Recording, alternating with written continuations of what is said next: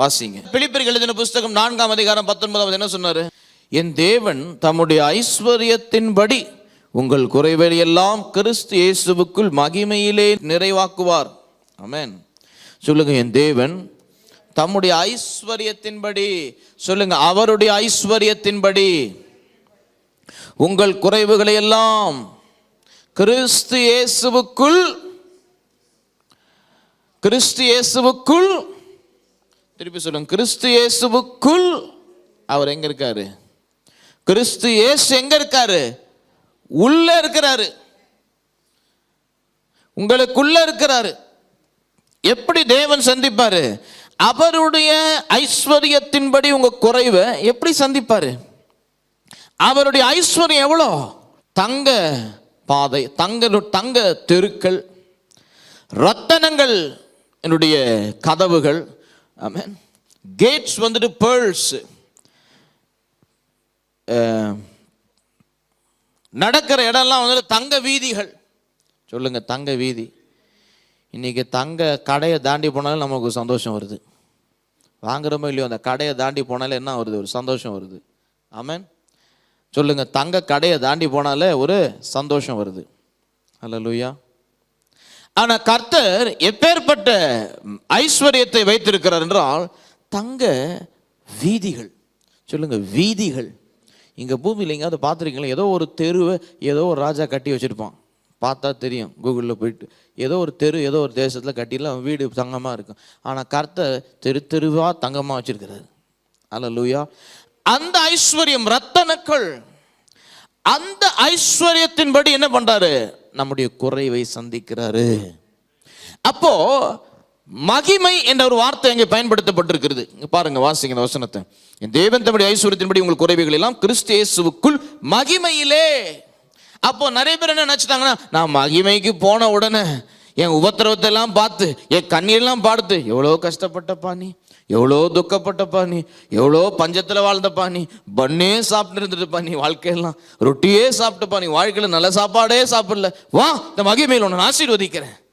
அது இல்லை உனக்கு கணக்கு. அது இல்லை இந்த வசனத்தினுடைய விளக்கம். ஆமென். அது கிடையாது விளக்கம்.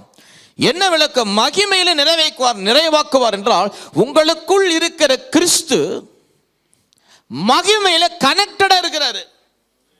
ஆமென். கிறிஸ்து எங்க இருக்கிறாரு? உங்களுக்குள் இருக்கிறாரு. குறை எங்க இருக்கு? உங்க வாழ்க்கையில் இருக்கு. உங்களுக்குள் இருக்கிற கிறிஸ்து, உங்கள் ஆவியிலே கிறிஸ்து வாழுகிறார், ஆவியானவர் இருக்கிறார். அவர் கனெக்டட் டு தி ஹெவன்ஸ். அந்த பரலோகத்திற்கு அவர் கனெக்டடா இருக்கிறார். அந்த தங்கங்களுக்கு, அந்த வைரங்களுக்கு, அந்த ரத்தனங்களுக்கு, அந்த ஐஸ்வர்யங்களுக்கு, பரலோகத்தில் இருக்கிற சகலவற்றிற்கோடு அவர் கனெக்டடா இருக்கிறாரு. பவர் கிட்டம் is not just connected for power, he is connected also for prosperity, peace, amen, healing, எல்லாமே. அப்ப அவர் என்ன பண்ணுவாரு? நீங்க பரிசுத்தமா இருக்கும் பொழுது, சொல்லுங்க, பரிசுத்தமா இருக்கும் பொழுது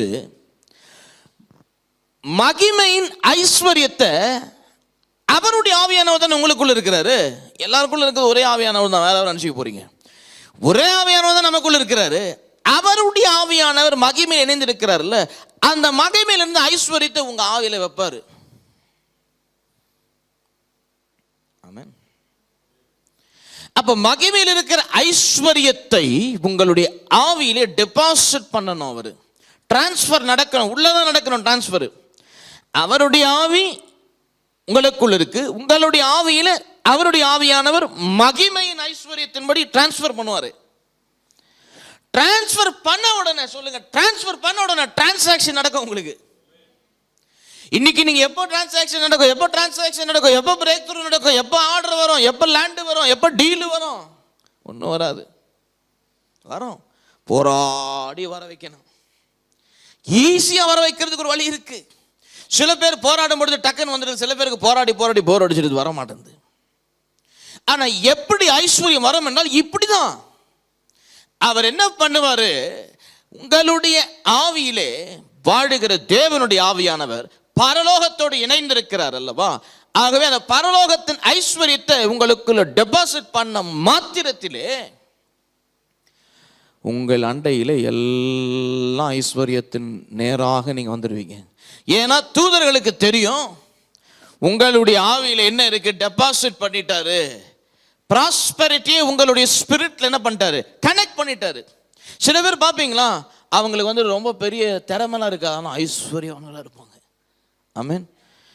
சில பேருக்கு ஒண்ணுமே இருக்காது, ரொம்ப திறமைசாலியா இருப்பான். ஆனா திறமை எங்க இருக்கணும்? இங்க இருக்கணும். ஆமென். இங்க வாங்கணும். அவருடைய ஐஸ்வர்யத்தை உள்ள வாங்கணும் முதல்ல. அப்பதான் வெளியே டிரான்சாக்ஷன். நம்ம என்ன பண்ணோம்? ஆண்டவரே கொடுங்க, ஆண்டவரே கொடுங்கப்பா, 50 வேலையை கொடுங்க ஆண்டவரே. நம்ம கர்த்தர் ரொம்ப 25,000 மாசத்துக்கு, 50,000 மாசத்துக்கு, 1,00,000 மாசத்துக்கு, 2,00,000 மாசத்துக்கு லிமிட் பண்ணிட்டோம். பால் கொடு, காம்ப்ளான் கொடு, ஹார்லிக்ஸ் கொடு, இது கொடு, அது கொடுன்னு கர்த்தரை லிமிட் பண்ணி ஒரு மாதிரி மளிகை கடை ஓனர் மாதிரி வச்சுருக்கணும் கர்த்தரை.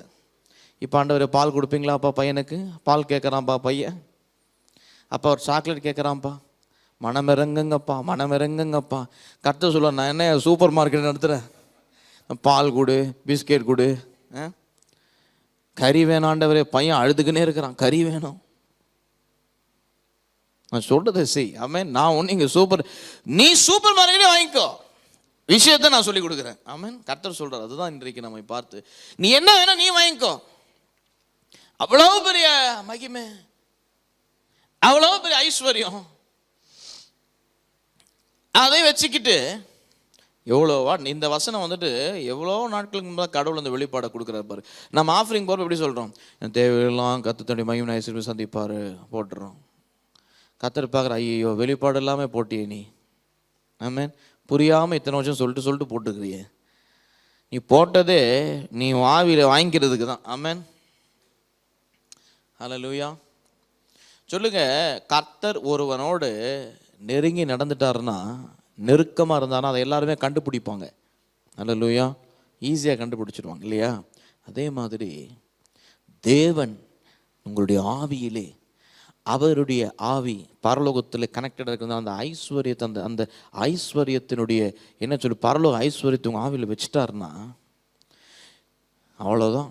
எல்லாம் தேடி வந்துடும். மீனெல்லாம் பேதுரு படகுல ஏறினது போல தேடி தேடி வரும்.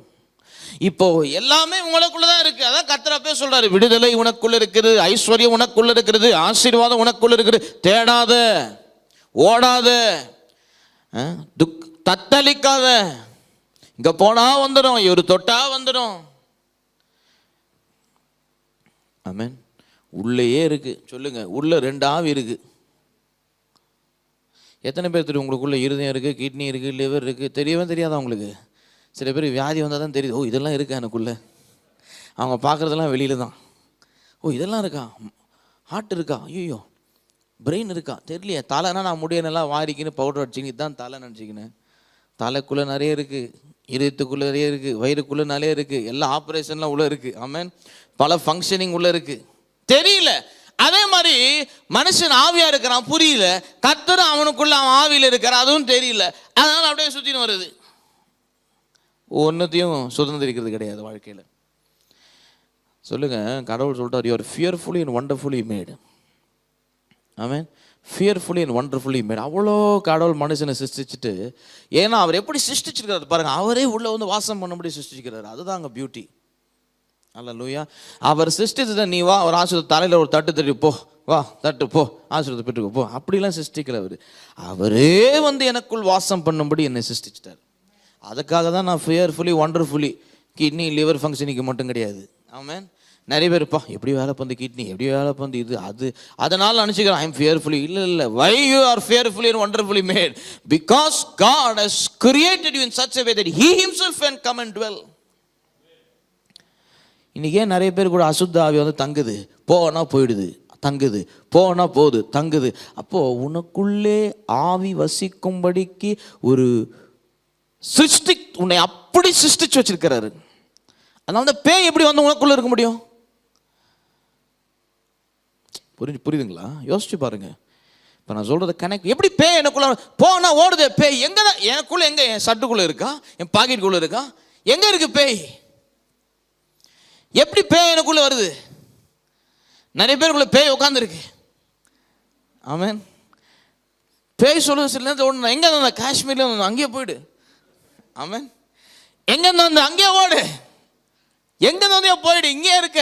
எங்க இருந்தோ பேய் எப்படி எனக்குள்ள வரும்? சில பேர் வந்துட்டு பேய் ஓட்டுற போல சொல்லுவாங்க. நான் யார் தெரியுமா? தெரியும், சொல்லு, ஏன் சொல்லிடு. நான் அவங்க யாரோ இறந்துருக்கிறாங்க உங்கள் வீட்டில், அவங்க வந்து இவங்களுக்குள்ள உட்காந்துருக்குறாங்க. எப்படிங்க வந்து என்னங்க அது நீங்கள் உட்காடுறீங்க? இதை யாருமே காமன் மேன் புரிஞ்சுக்க மாட்டான். உங்களை வந்து என்ன சொல்லிடுவான்? இந்த லூசியான்டுவான், இந்த எதுவும் வளர்றான், என்ன போய் சைக்காட்ரிஸ்ட்டை போய் பார்க்க சொல்லிட்டுவான். அவனுக்கு தெரியாது அவனை எப்படி கடவுள் சிருஷ்டிச்சு வச்சிருக்கிறாருன்ட்டு. ஃபியர்ஃபுல்லி அண்ட் வண்டர்ஃபுல்லினா ஆவிகள் அல்ல, நம்ம ஆவியில தேவ ஆவியான மட்டும்தான் தங்க முடியும். ஆனா பாவம் வந்ததுனால இந்த ஆவியில பல ஆவி ஏறுது, ஏறி துரைத்தனம் பண்ணுது. புரியுதுங்களா? பல ஆவி ஏறுது போகுது. எப்படி ஏறுது போகுது புரியல. நான் 4 செவத்துக்குள்ள தான் இருக்கிறேன் இல்லையா? 4 பேரை வச்சிருக்கிறேன். எப்படிங்க ஏறுது? ஓட்டுனா போறது திருப்பி வந்து நம்ம கொஞ்சம் ஸ்டண்ட் காட்டிட்டு போதே. சொல்லுங்க, எப்படி ஏற முடியும்? அப்போ உங்களுக்கு அப்படிப்பட்ட ஒரு கிரியேஷன். நீங்க எப்படிப்பட்ட கிரியேஷனு? உங்க ஆவில ஒன்று தங்க முடியும், அது எதுன்னு நீங்க டிசைட் பண்ணணும். பரிசுத்த ஆவியானவர் தங்க விட போறீங்களா இல்ல அசுத்த ஆவிகளை தங்க விட போறீங்களா? அது நீங்க தீர்மானிக்கணும். பரிசுத்த ஆவியானவர் தங்குறாருன்னு அசுத்த ஆவி வர முடியாது. வந்து போராடிட்டு போவோம். வர முடியாது, நம்ம பூமியில் இருக்கிறோம், வரும், அதனுடைய இடம் தானே இது. போராடும். ஆனா பரிசுத்த ஆவியானவர் எல்லாத ஆட்சி என்ன பண்ணலாம்? துரத்திடலாம்.